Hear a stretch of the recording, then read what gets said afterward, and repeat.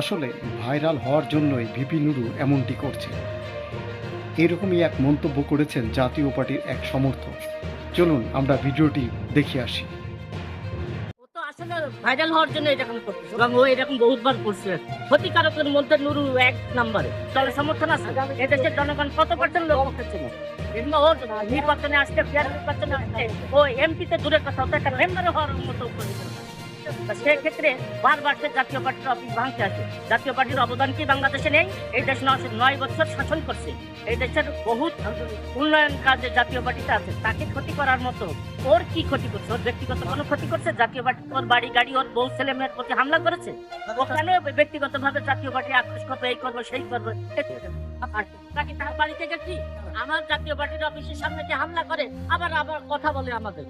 ও তো আসলে ভাইরাল হওয়ার জন্য এরকম করতেছে। ওর তো তল পিতল বা কিছুই নেই, আছে একটা ফেক। সে ভাইরাল হওয়ার জন্য এইসব কর্মকাণ্ড করে থাকে, মব সৃষ্টি করার জন্য। সে একাধিকবার, এইরকম না তো একাধিকবার বাংলাদেশের মানুষকে করতেছে, বিব্রত করতেছে, তাদেরকে নষ্ট করতেছে এবং বাংলাদেশের মানুষকে হাঙ্গামা দাঙ্গা করে করে করে মানুষকে কি করতেছে, এদেশে ক্ষতি করতেছে। ক্ষতিকারকের মধ্যে নুরু এক নম্বরে। গত 24-এর 5 তারিখের পরে তার অবস্থানটা ভিন্ন। সে বারবার জাতীয় পার্টির কথা বলে। জাতীয় পার্টি কি করছে? জাতীয় পার্টি এদেশে 9 বছর শাসন করছে, হাজারো কাজ করে গেছে জাতীয় পার্টি। জাতীয় পার্টিকে নিয়ে যে ওর নিন্দা করে কিংবা কথা বলার ক্ষমতা কিংবা উত্তপ্তনা ওর কি আছে?